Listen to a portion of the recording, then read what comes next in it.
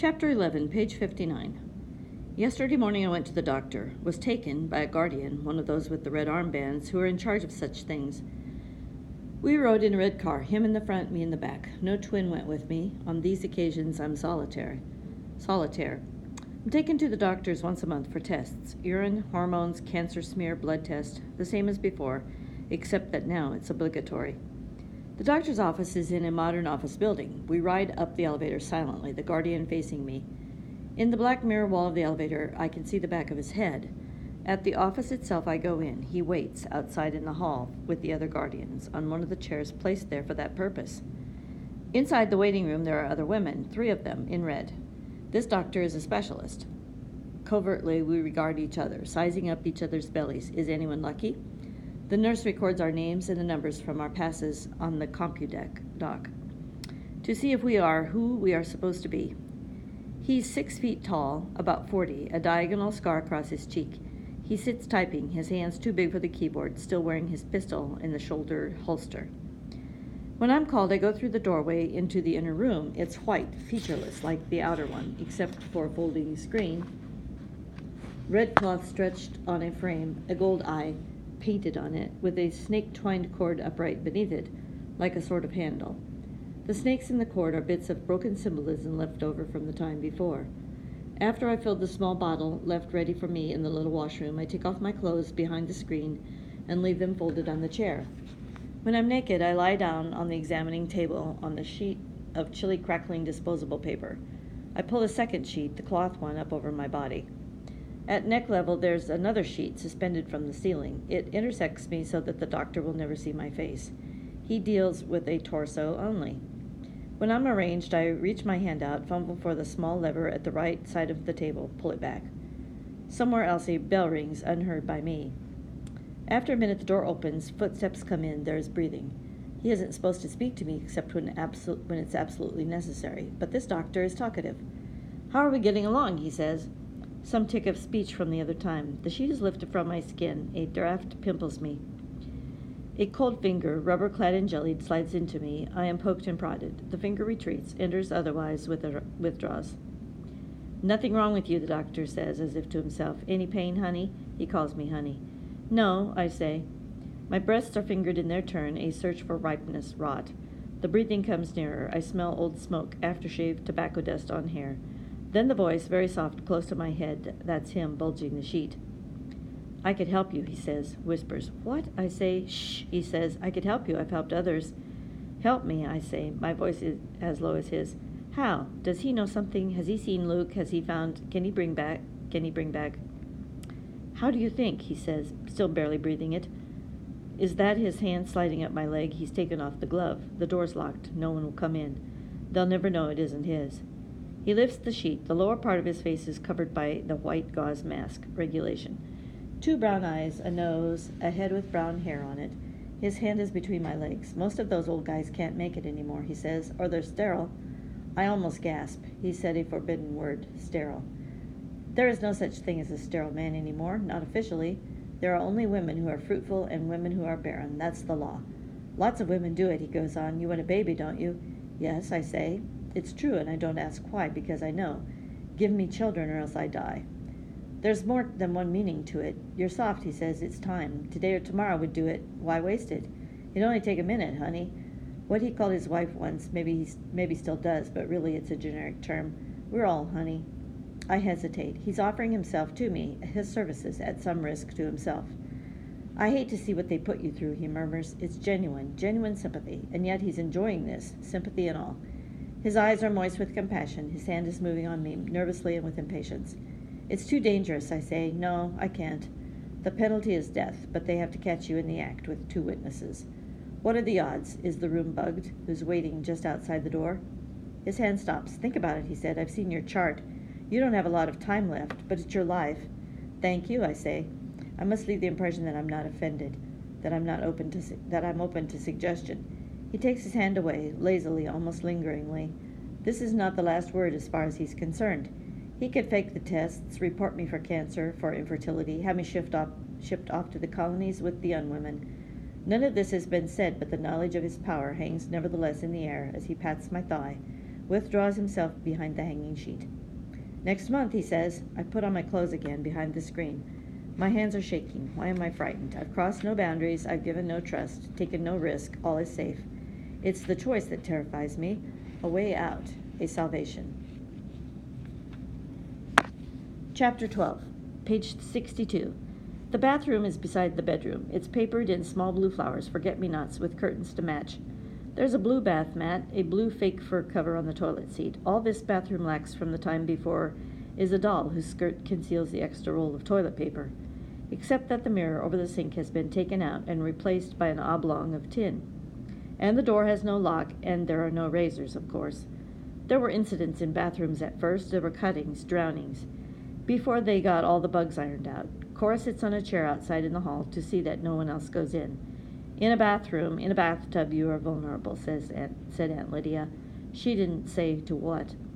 The bath is a requirement, but it is also a luxury. Merely to lift off the heavy white wings and the veil, merely to feel my own hair again with my hands is a luxury.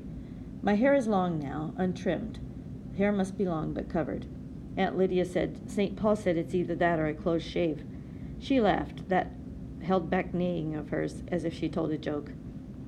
Cora has run the bath. It seems like a bowl of soup. I take off the rest of the clothes, the overdress, the white shift and petticoat, the red stockings, the loose cotton pantaloons.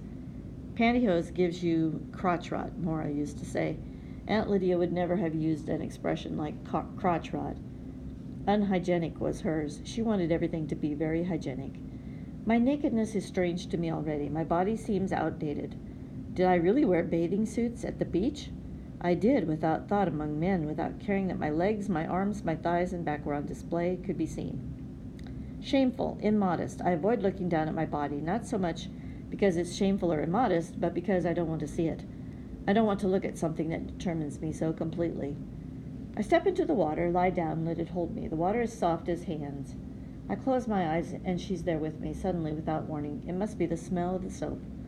I put my face against the soft hair at the back of her neck and breathe her in. Baby powder and child's washed flesh and shampoo, with an undertone, the faint scent of urine. This is the age she is when I'm in the bath. She comes back to me at different ages.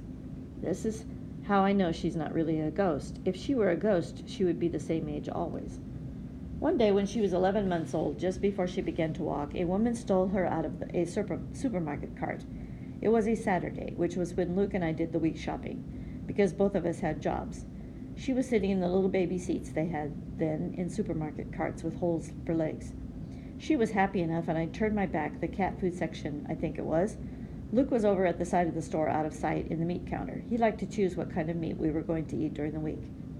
He said men needed more meat than women did, and that it wasn't a superstition, and he wasn't being a jerk. Studies had been done. There were some differences, he said. He was fond of saying that, as if I was trying to prove there weren't. But mostly he said it when my mother was there. He liked to tease her. I heard her start to cry. I turned around, and she was disappearing down the aisle, in the arms of a woman I'd never seen before. I screamed, and the woman stopped. She must have been about 35. She was crying and saying it was her baby. The Lord had given it to her. He had sent her a sign. I felt sorry for her. The store manager apologized, and they held her until the police came. She's just crazy, Luke said. I thought it was an isolated incident at the time. She fades. I can't keep her here with me. She's gone now. Maybe I do think of her as a ghost, the ghost of a dead girl, a little girl who died when she was 5. I remember the pictures of us I once had, me holding her, standard poses, mother and baby locked in a frame for safety. Behind my closed eyes, I could see myself as I am now, sitting beside an open drawer or a trunk in the cellar where the baby clothes were folded away, a lock of hair cut when she was 2 in an envelope, white blonde. It got darker later. I don't have those things anymore, the clothes and hair.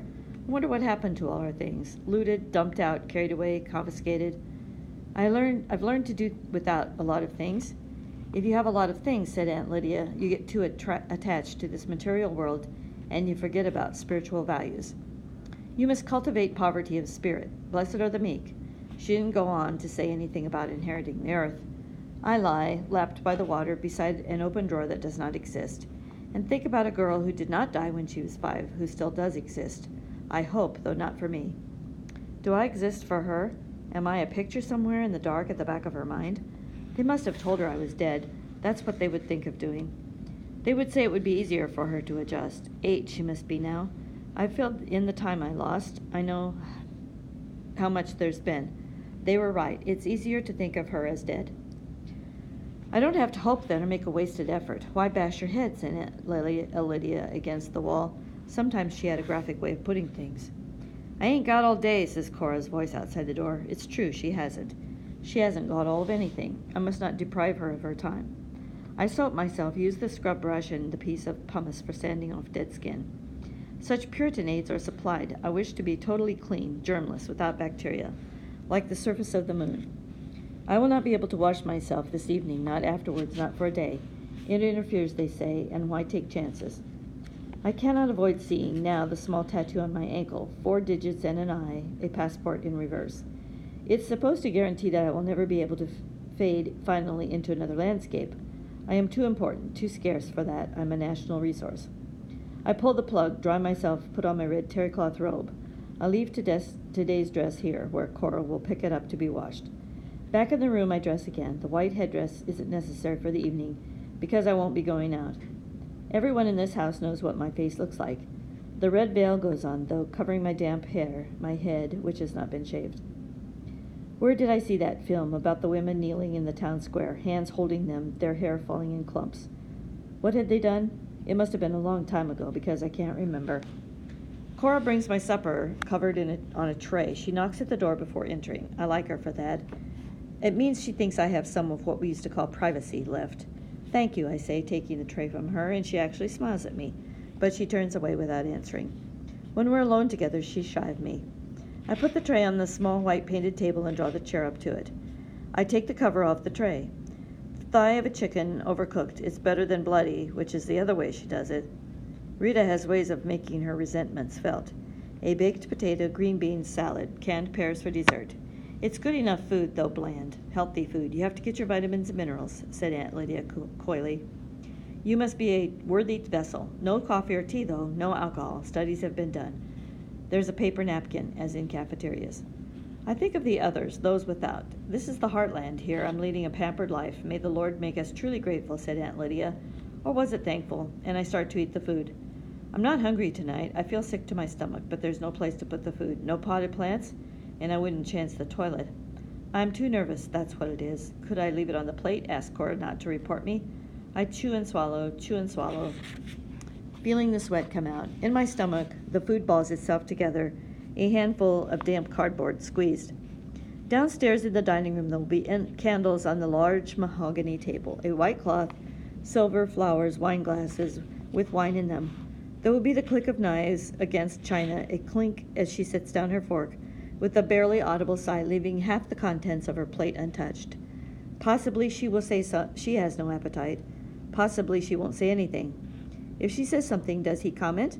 If she doesn't say anything, does he notice? I wonder how she manages to get herself noticed. I think it must be hard. There's a pat of butter on the side of the plate. I tear off a corner of the paper napkin, wrap the butter in it, take it to the cupboard, and slip it into the toe of my right shoe, from the extra pair as I have done before.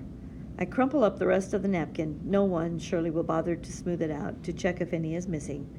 I will use the butter later tonight. It would not do this evening to smell of butter. I wait, compose myself. Myself is a thing I must now compose, as one composes a speech. What I must present is a made thing, something not born.